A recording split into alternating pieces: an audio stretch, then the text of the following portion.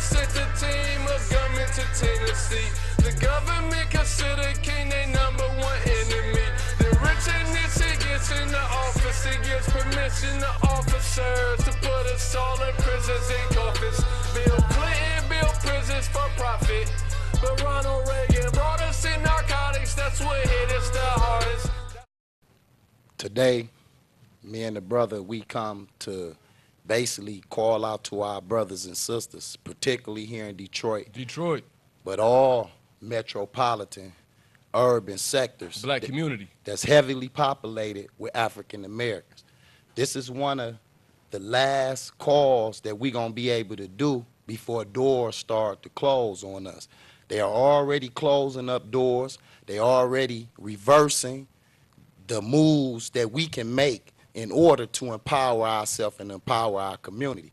So we here to let our people know that this is one of our last moves that we're going to be able to make to reverse so many genocidal measures that's been laid down and perpetuated on our people. Today we here to discuss the AFSC political pyramid. The purpose of this pyramid is to explain to our people how to be scientifically represented in all levels of government.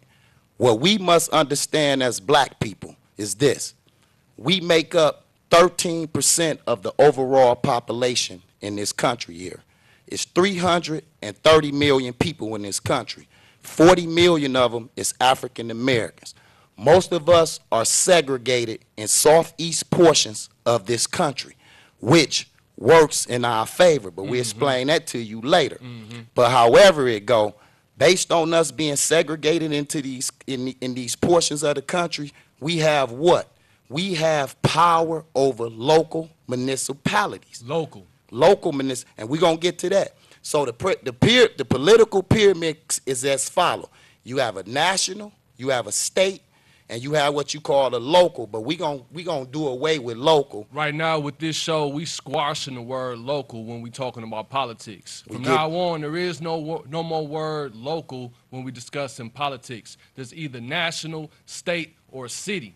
And a lot of people have state and city confused together by calling it local. And it's very important to understand the difference between state and city level government. And so that's why we have to smash out the word local. Stop using the word local because you're confusing it with state and city. And we have no grounds in state politics. We need to focus our efforts in city politics, which my brother will explain further. Yeah, and as the brother said, the reason we doing away with local is because it's confusing too many of our people. A lot of people perpetuating local from a level of a state level, and they propagating that. So then when they lose faith because they ill represented from a state level because they voted on the state level, and we do not control state level voting. Let me explain this to my brothers and sisters.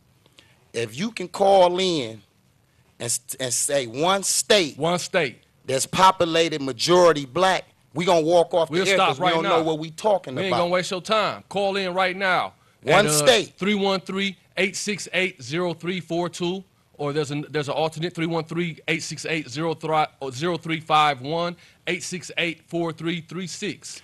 Dial whichever number you can and tell us what state that black people hold majority in, population majority, and we'll stop this show right now and walk off the air because we don't want to waste your time. So from a national level, it's 535 people in Congress. So it's 535 people that's representing 330 million people. First and foremost, that's a problem within itself. Right. When you got 500 and some people representing 330 million people. Right. Okay, out that 535, 45 of them is African American. So when people say that we can implement change in the national government, we have to understand from a national level is this.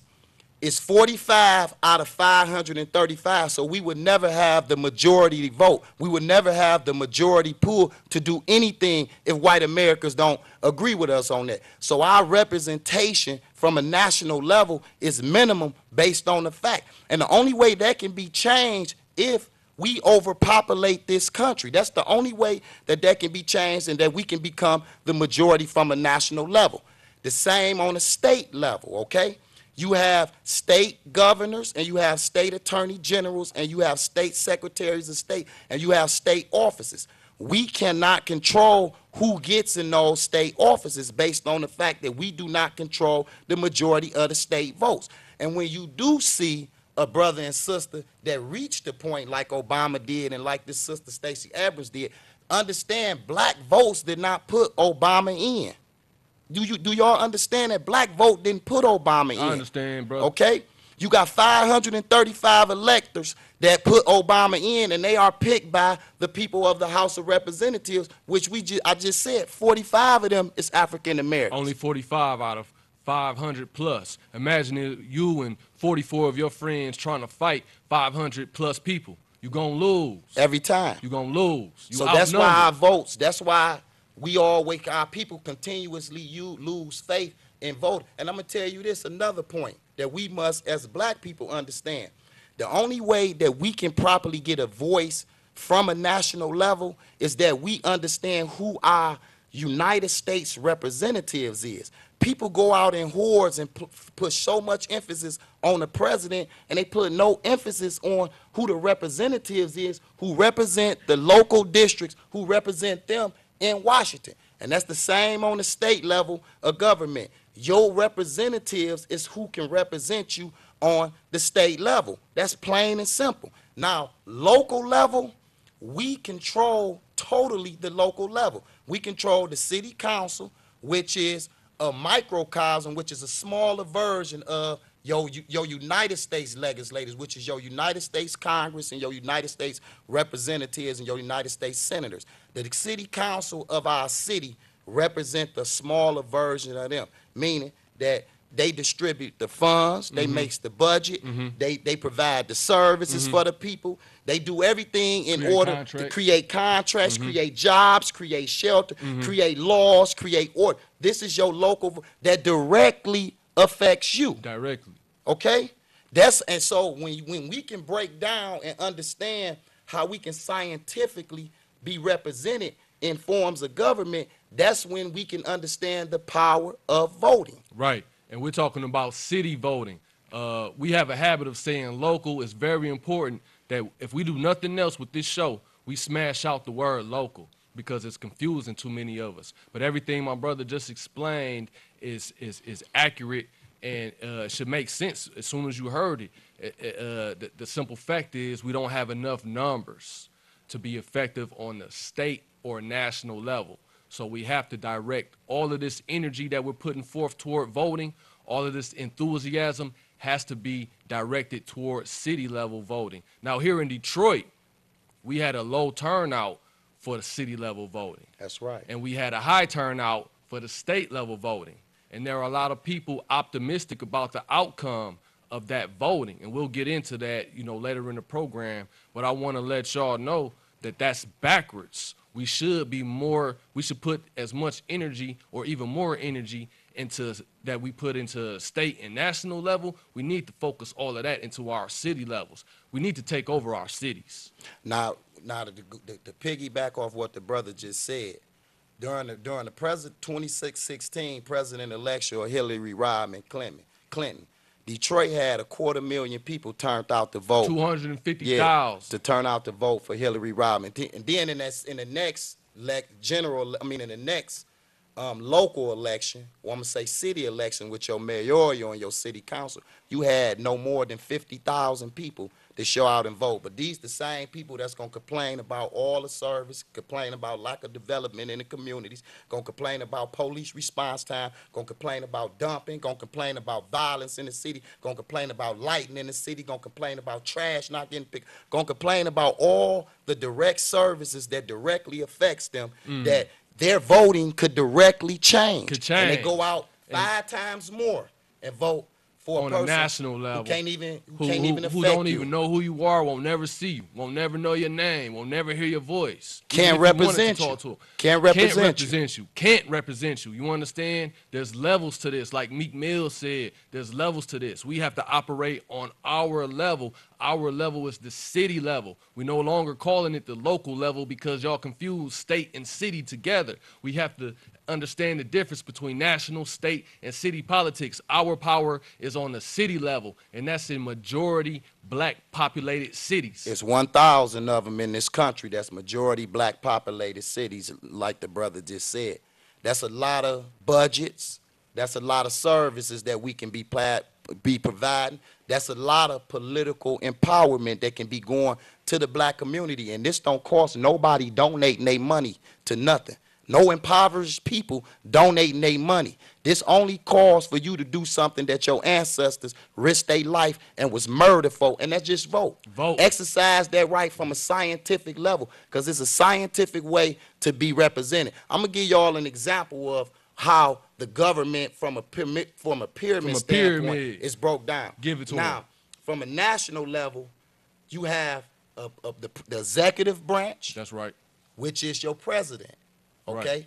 the legislative branch, That's right. which is your United States Congress. Congress made of. Okay, and your judiciary branch, which is your United States Supreme Court and your United States Courts of Appeal.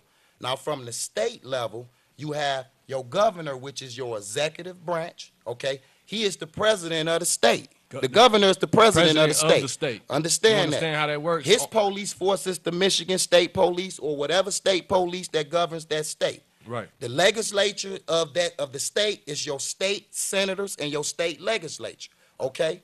Your attorney general is your law enforcement agency or your judiciary branch of the government from the state level. Now, your local level or your city level is your mayor. Your mayor is your president, okay? That is the executive office. Your mayor control most of all the services. Your city council member, they are your legislative branch. They represent the same branch of government or the same rules that applies on all the way to the top, all the way back to the bottom.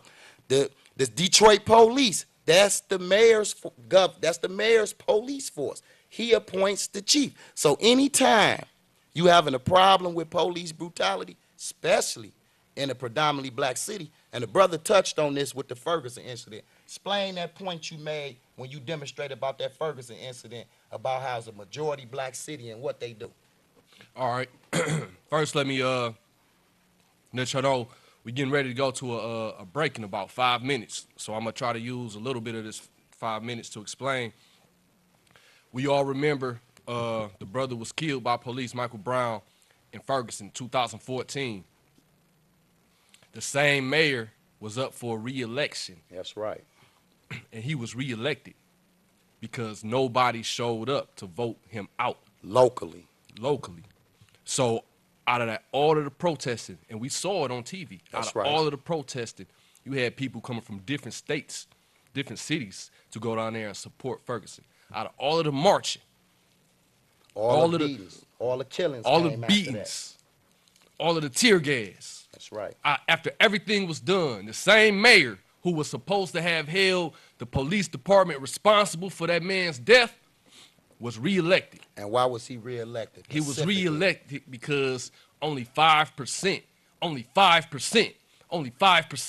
the eligible voters showed up to vote. And we talking about an 88% or 80% black community. Only 5% of that whole community who put all that effort and energy into marching, they didn't march to the voting polls when it was time to vote locally. Exactly. So we acting too slow, black people. We acting too slow. We got to catch up. We got to catch on. With that being said, my brothers and sisters, I hope that y'all have an understanding, and just like I say, during the course of the sessions, we gonna constantly go over the pyramid so people can understand the ramifications of the governments from all levels of government. As I said, and I keep saying this to my brothers and my sisters, it is a scientific way of being represented. We have been voting unscientifically, which is why so many people is losing faith in voting, and many more people going to lose more faith in voting if we continue on this path, because we're gonna find out that none of your laws gonna change based on voting this new attorney general in. You're going to find out nothing in the city of Detroit going to change down there because everybody was talking about Bill Shuey and they forgot about Kim Worthy. She went uncontested, okay? And this directly affects your judicial system here. So nothing ain't going to change from a judiciary level, okay? Just like nothing ain't going to change because Gretchen wasn't voted in by the people of Detroit. Understand that. Gretchen wasn't voted in by black people. No governor is voted in by black people. I'm going to tell y'all the statistics so y'all can understand why we come to this conclusion. Michigan got close to 10 million people in it, okay? 1.4 million people is black. So that lets you know right there. Not only is it 5 times, it's 8 times more whites here in this state than it is black. And most of our half of our population is sectioned off in the metropolitan Detroit area. And as I said, that working in favor for us. That's in our benefit. But gentrification, that word that's loosely threw around that people don't understand what that really means, is coming. It's working against us. It's coming. Our population is small, but the concentration of our population is huge. Do you understand that? To understand that, look at your hand. You'll have 4 white fingers and 1 black thumb. You understand that? That thumb is small in comparison to your other fingers, but if you just look at that thumb, it's all black. That's us. We supposed to be controlling that. And instead, we so busy caught up in the finger elections. We supposed to be concentrated on that thumb. That's what we rule. That's our community. That's that right. City level. That's right. Especially on the southeast portion of America. That's right. So like I said, we getting ready to go to break in 1 minute.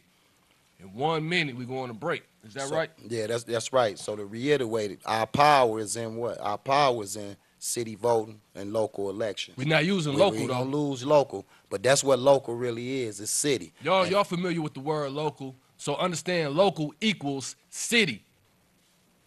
That's the main point you have to understand. When we talk about empowerment, we talking about city level elections. Is there anything else that we have to say before a break?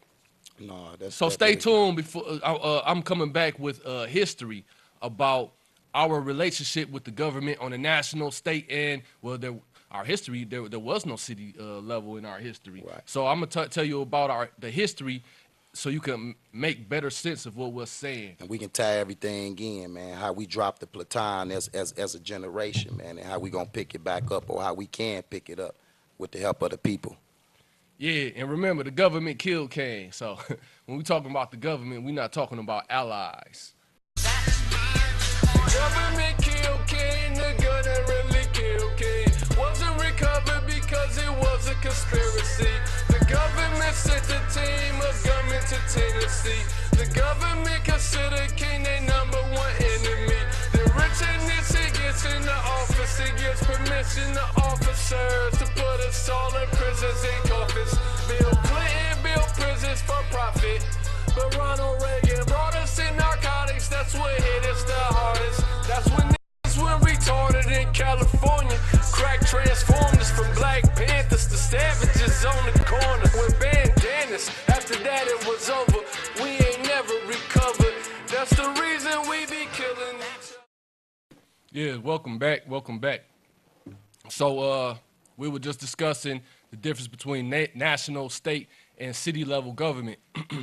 So if you look into the hidden black history that none of us got from the schools we attended, we'll see that there was more than one Civil Rights Act.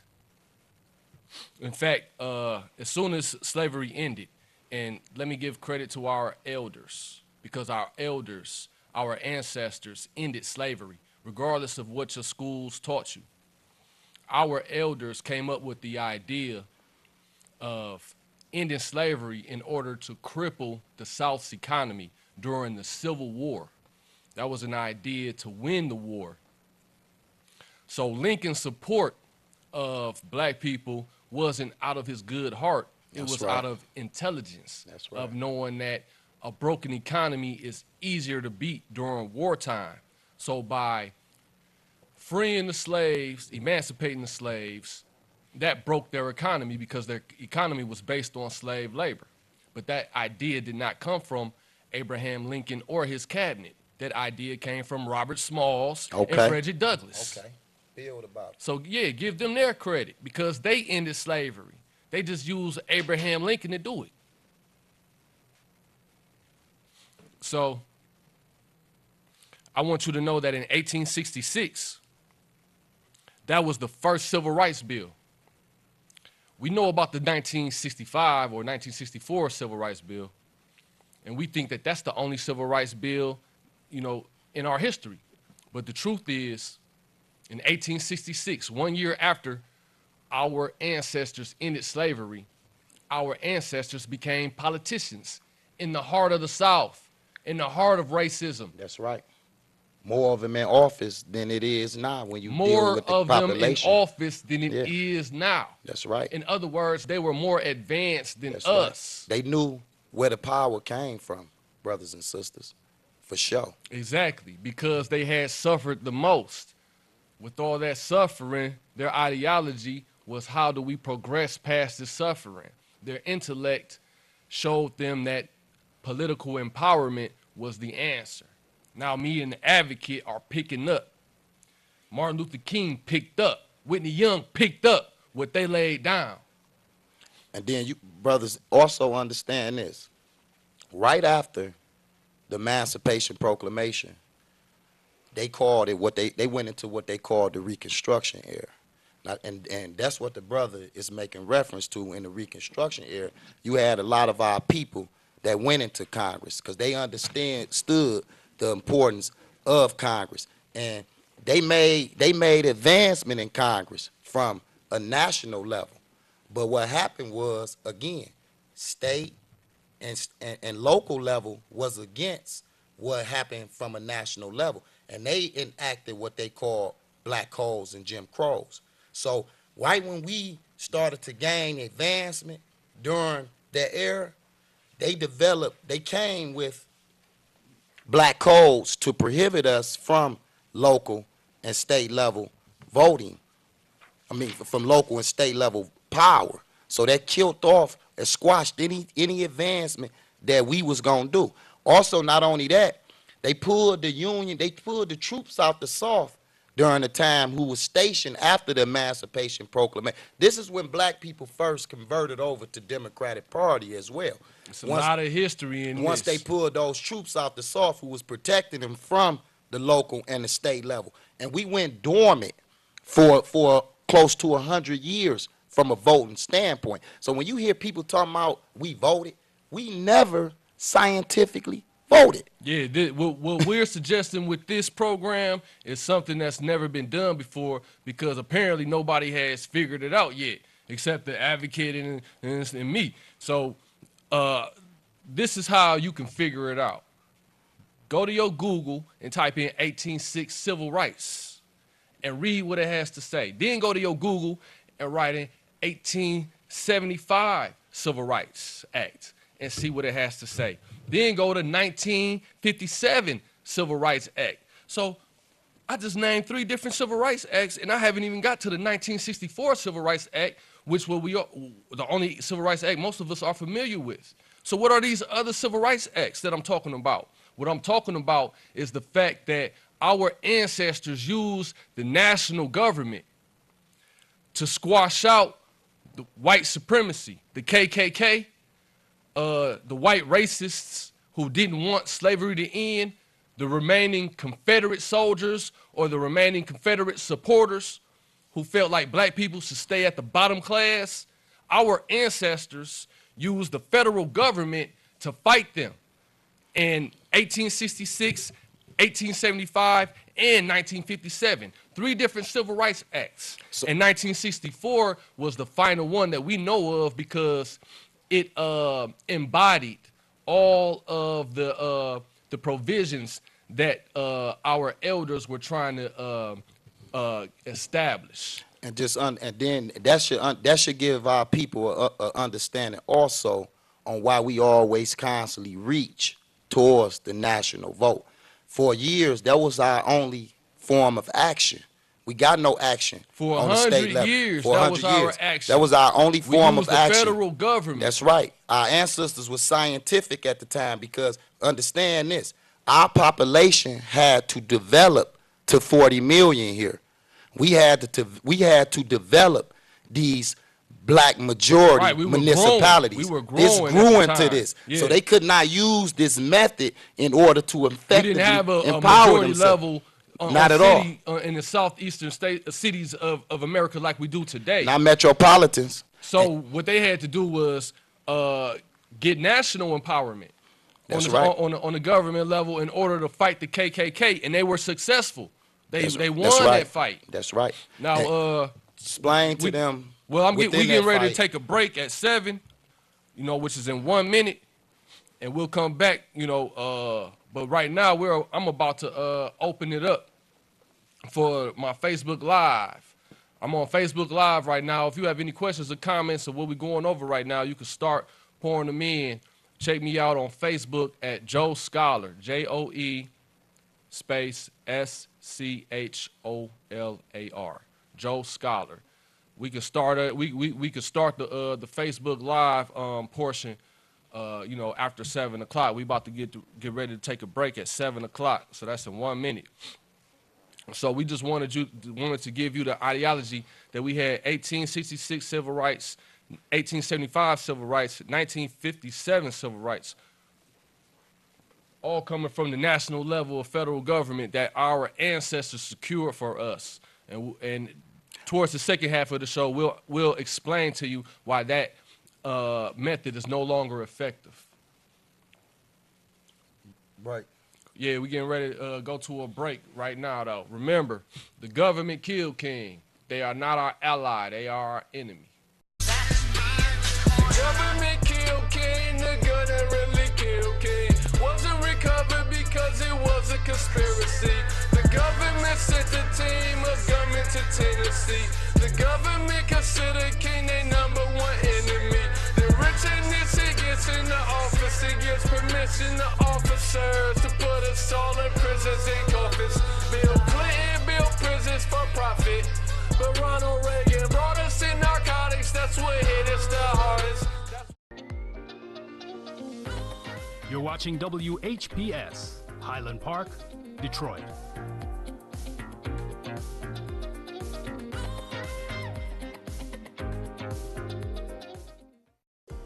The views and opinions expressed on the following show are not necessarily the views and opinions of WHPS, its affiliates, management, or sponsors.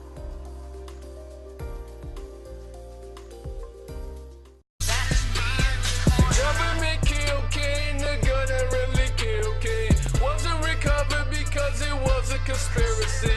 The government sent a team of gunmen to Tennessee. The government considered King their #1 enemy. The rich and nitty gets in the office, it gives permission to officers to put us all in prisons and coffins. Bill Clinton built prisons for profit, but Ronald Reagan brought us in narcotics. That's what hit us the hardest. So going back into what we were saying about our history, 1866, Google that. That's the 1866 Civil Rights Act. Under that time, understand, Abraham Lincoln was so-called sympathetic to the black community at that time. So he was in our favor. So people like Robert Smalls and Frederick Douglass used him as a catalyst to end slavery and empower the black community. But he was assassinated. We are familiar with that history. He was assassinated, shot in the back of the head, and his vice president took office as president. His vice president was Andrew Johnson. He was a terrible person. He was a jerk. If you met him in real life, you would want to fight him. Andrew Johnson was the exact opposite of sympathetic toward the black community. So our elders, our ancestors, switched from the presidential executive office to the Congress, and they sought support from Congress, but still on a national level.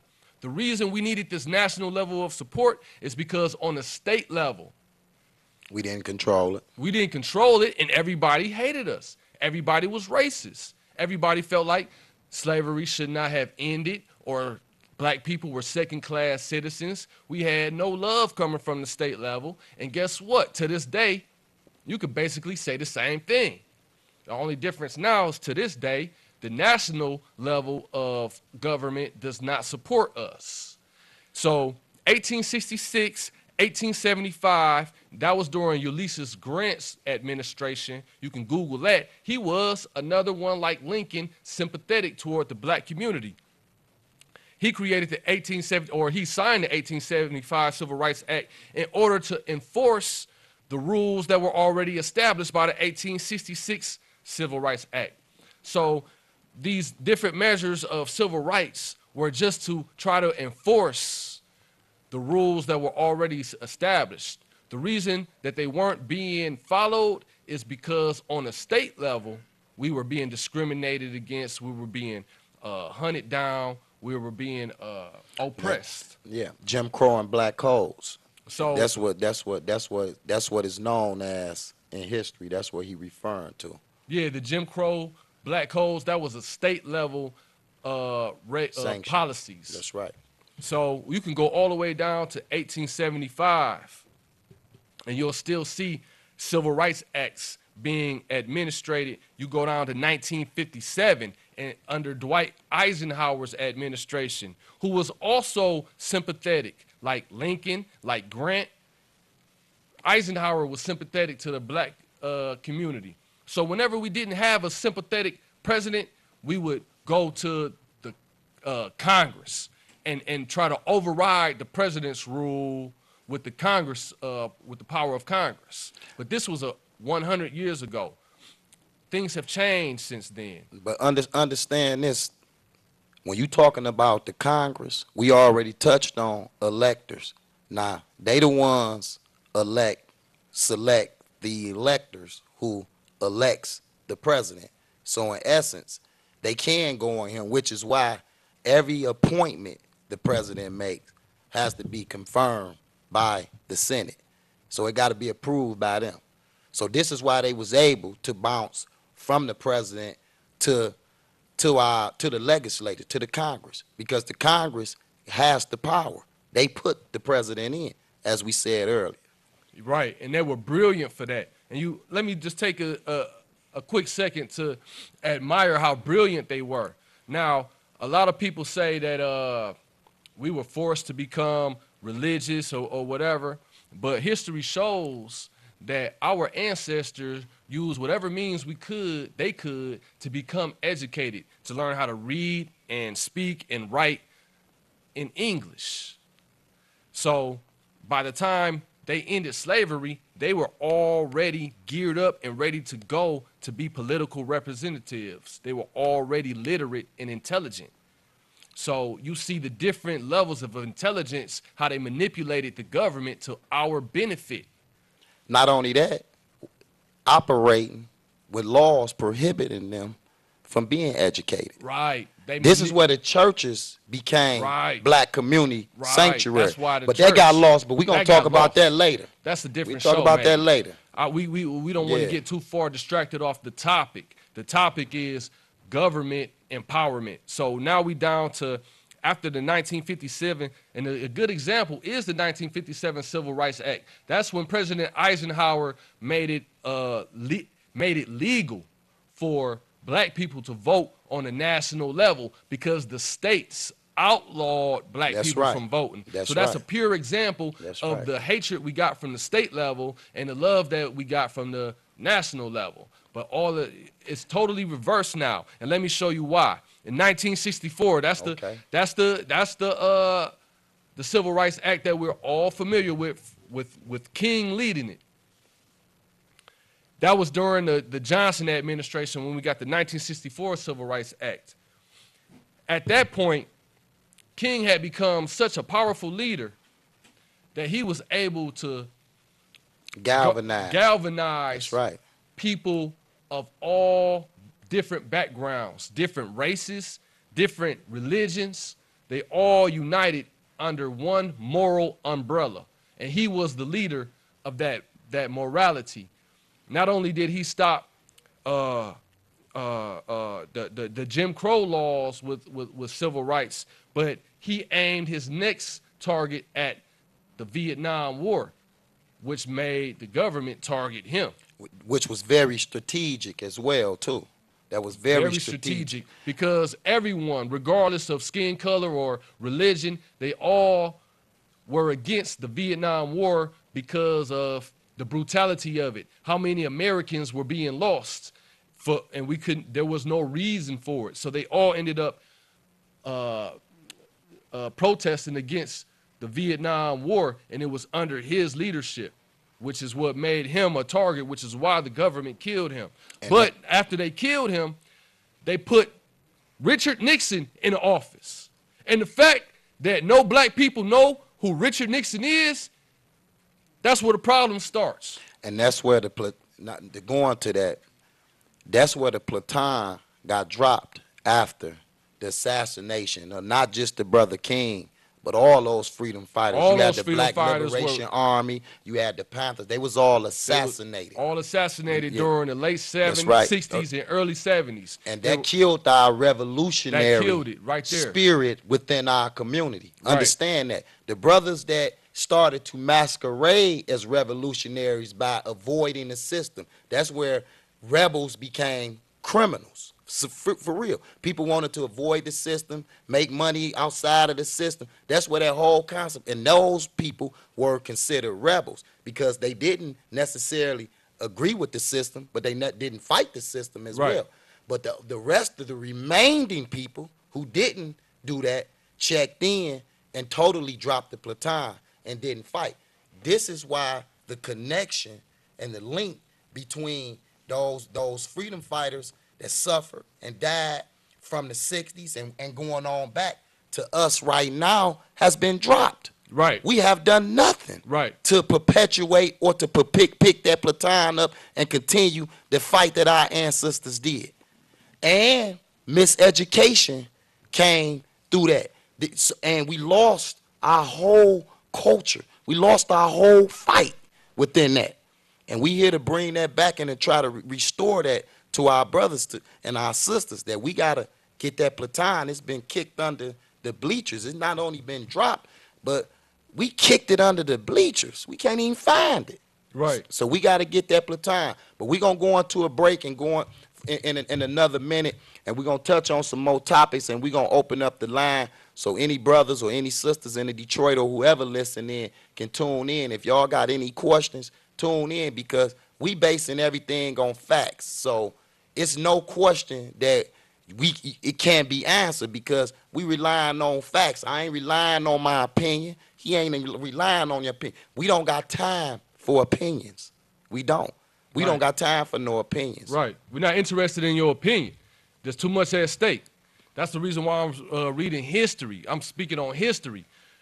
After the Civil Rights Act of 1964 occurred, we had so much progress that the government saw that we could be an internal threat to national security. That's right. And that's when they said, we're going to get Johnson out of office and put Nixon in office to declare war on the black community. And that war from the federal level, from the national level, has been on ever since. Welfare reform, mass incarceration, 3 strikes, crime bills, everything you can think of. All of it stemming from the national level and filtering down to the state level. Our only defense is the city level of governments. And we keep reaching for the state and the national when we didn't know where that transformation happened at after Kingdom. The national support stopped after King and the brothers because they didn't like the measures that they took against them. They became too powerful, able to destroy their power structure from the inside. Not only that, the threat was showing them the people, the power of the people, which is what we talking about right now. King showed that. And white America, which was the Congress and the government, didn't like when you show, or they don't like anybody who show that the power is in the people. And just as they put in there, the people can get them out. So the same people that had a problem with the Vietnam War, they had a problem with the very same people that they elected by either voting for them or failing to not vote for them. So when King started to expose that, That's a major threat. So I don't know where our break is right now. Right now, I'm inviting people to we go. We should be going on a break any second now. Government killed King, the gun that really killed King wasn't recovered because it was a conspiracy. The government sent a team of gunmen to Tennessee. The government considered King their #1 enemy. The rich and nitty gets in the office, it gives permission to officers to put us all in prisons and coffins. Bill Clinton built prisons for profit, but Ronald Reagan brought us in narcotics. That's what hit us the hardest. All right, back to the session. We just discussed to you how we lost support on the national level. So now the transition that we have to make to empower ourselves as a community is to the city level of politics. Now, just recently we had it's kind of like a mixture of state and city level election. It was basically a state level of election with city level repercussions or city level importance. Yeah, we had recently in this recent election that happened with the state level election, you had the 13th congressional seat lost within that election, and it's different ramifications why that seat was lost. We talking about John Conyers' seat, and you understand that seat, as I explained earlier, it's 45 African Americans that sit in Congress out of 535. So we already misrepresented. We can't even afford to lose no seats out of that 45. And we lost a major important seat because he fought for civil rights. Right, he was a soldier. That's basically. right. He was a soldier. It's not just the seat that he held, but it was his character that was in that seat. And he's the champion of reparations, or trying to get reparations for black people. From a congressional level. From the only level that you can get it. That's right. A lot of fake scholars try to claim that title, but he's the only real champion of reparations. That's true. So if you aren't familiar with him, with Conyers, John Conyers, then you have some studying to do. You have some research to do. Yeah. But I wanted to ask your opinion, brother, about the proposals. I know that you had looked into the proposals. We had Proposal 1, Proposal 2, Proposal 3. Where we had marijuana legalization and redistricting. I didn't even understand Proposal 3. Proposal 3 was Proposal 3 was the only Proposal 3 was the only proposal that I would even consider putting a vote into as African Americans, and I'm gonna tell you why. Proposal 1, when you're dealing with legalization of marijuana, that in no kind of way help African Americans. So and to talk about criminalization or decriminalization of that, the states that have already legalized marijuana, Colorado, Washington, California, still have a disproportionate number of African Americans still being affected by those alleged marijuana laws that was changed. So that has never to stay constant or grow. That has never changed or benefit. The only thing that's about to benefit is big business. Big business. That's it. So that's all black people lobby to. I seen more people in the city of Detroit at the polls because I worked the polls to help the sister Joanne Underwood. And so I seen more young African Americans out to vote, and I knew that marijuana brought them out to vote. And it's just a shame that we have to have something that does nothing for us. Period. No benefit for us so far. 1% of dispensaries. That's a 20. They estimate that business will reach $25 billion by the year 2025. Okay, last year alone the numbers was $13 billion. That business is gonna supersede multiple businesses in the next 10 years. And do you know what? Ask yourself how much do we own of it? Not even 1%. Not even 1%. So what are you so happy about?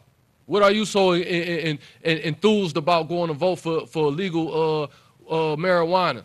It's not gonna empower you in no kind of way. It's gonna hurt. And Proposal 2, they was talking about redistricting. Or this establishing a set of people that's selected. Now I want y'all to understand this. The Secretary of State gonna randomly select some people allegedly, in order to do the redistrict. Now, we all know that we dealing with people that's not politically educated. So how you gonna randomly select somebody to do a political position? This is my problem with that. If we fail as a people to distrust the people that's already elected in office, because that's a distrust level when we say that we got to take the hands Get an oversight. and get an oversight on some people that we elected. So we're going to pay some more people after paying some people. That don't even make no sense. That doesn't make sense. If you don't trust the people that's Get in them office, out. Get them out of there. Get them out of there. Vote them out. Recall them. We don't need to create a whole new budget of people who have no idea what's going on to act like this is being done fairly. What's going on is what my brother said. Gentrification, redistricting of our districts means a breakdown of our voting power. That's and this is right. going on right in front of our face, and you're not going to do nothing about it? Just understand this, my brothers. If they and my sisters, when they scatter, if they scatter 13% out in this country, We will have no voting power. we gonna be minute. Anytime you see brothers and sisters moving out of Detroit and moving to predominantly white communities, they vote does not matter. And I say that, I'm not saying that they can't vote, because they got a right to vote. You can vote. But You you can vote. voting for a candidate that have no interest in your special need. They represent the majority of the people. majority. What can you so do for them? So you take away your voice. And so that's what the real gentrification is to section us off and to scatter us off. Listen, my brothers and sisters, we know that this is an effective way in order to build our community. That's why they were working against it. That's why you no longer got Chocolate City no more. That's why you don't got Oakland no more. That's right. That's why you don't got Harlem no more. That's right. I went there. I know. I walked through it. All I know. 90%, predominantly 90% black Apollo communities. Theater is gentrified. Okay? I know And they it. going through all the community. That's why Detroit lost so many numbers. That's why in the last 15 years, Atlanta, Georgia went from being 77% African American, now it's down to 50. Can you And they believe going that? through everything like that. So Yeah. we ain't gonna have no power coming from the only level of government that we got soon if we don't act and become educated on how to scientifically be represented from voting. Now, speaking of power on the local level, we got about 9 minutes left. You brought up the sister Joanna Underwood, yeah. who just won a seat in the City Charter Commission with 60,000 votes. Is that right? She won with 60,000 votes. Now, what's important to me Talk to about understand that, about that this, loss. what's important to me to understand about this, city charter is very important. As he explained earlier, the city charter is what dictates what the city is responsible for as far as providing for residents. That's very important. However, he also explained the importance of the city council. Mega important. Mega important. And what I want you to realize is that Joanna Underwood ran in 2017 for city council in the 7th district. A predominantly black district. And lost to She who? lost to Gabe Leland by what? A couple thousand votes. In fact, the total outcome, the total voters was like 12,000 votes. 12,000 out of 103,000 people in the whole district. Gabe Leland won that district by 7,000 votes. 7,000 votes put Gabe Leland in that seat.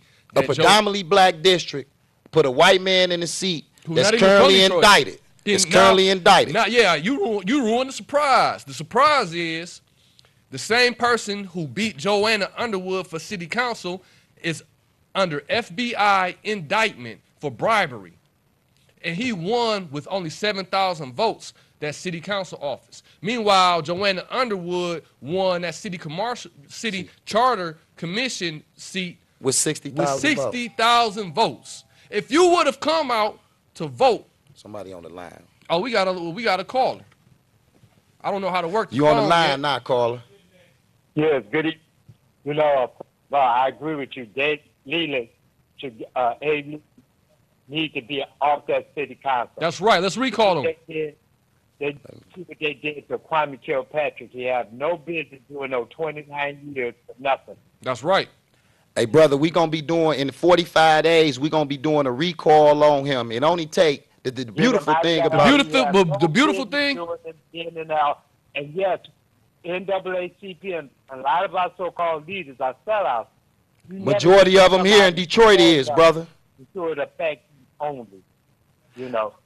Hey, brother, we gonna be doing a recall on Gabe Leland. But not all of them. NAACP is just collecting money, and that's what they should do. I'm gonna hang up and listen. I forgot something else I was gonna ask. I'm gonna listen to your program. If you remember, call back, brother. We interested in your feedback. But like he was saying, that recall, the good thing about having a lower voter turnout, what's the good thing about it, brother? The good thing about a lower voter turnout is that we don't have to have a lot of numbers to recall. Now, Right. Governor Snyder, when he came in, just like I say, he always operating up under us. When he came in office in 2012, he changed the laws on how you do recall. So he made it a little bit more stiffer for us to recall, meaning that you got to wait a year. So, brothers and sisters in District 7, we need 2,000 signatures 2,000 signatures. come January to put a recall on Gabe Leland. 2,000 signatures to show our superior might, our superior strength. 2,000 signatures to show that we're not playing no more. And not only that, when we will have a candidate that will be willing to step in and do the job. Now, we're not talking about you just coming in and you getting in office and you moving. It's a lot can be done from those offices. I'm going to just tell you briefly. Give us a couple examples, brother. What we can immediately do with 7 city council Get to the members. money. Get to the money, though. Marathon Oil owed Detroit residents $200 million for the last 11 years. They violated the contract.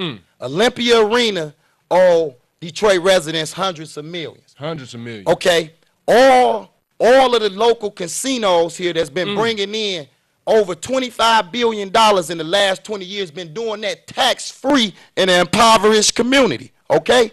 Rizzo and Advanced Disposal owe the city of Detroit millions of residents millions of dollars, okay? Ford owe the city of Detroit residents Ford millions just of made a dollars. new deal. Okay? So that's $2 billion that's right there available for the residents. And when they talk about we don't have no empowerment, no development, it's nothing stopping or preventing those council members from setting up ordinance where they can empower local businesses with loans. It's nothing preventing them from doing that. Right. So it's not no white conspiracy. It's a black sellout going on right here. Right. Not to saying that white's not operating against us, but it's a black sellout going on. They can set up ordinances, they can set up laws to trap money in order to benefit those communities. Right. And that's plain and simple. Right. And you know what, brothers and sisters? It does not cost y'all to donate anything of y'all impoverished money in y'all median incomes that's $14,000, $13,000 a year. Nobody should be asking you for money. Nobody. Nobody should be asking you for money.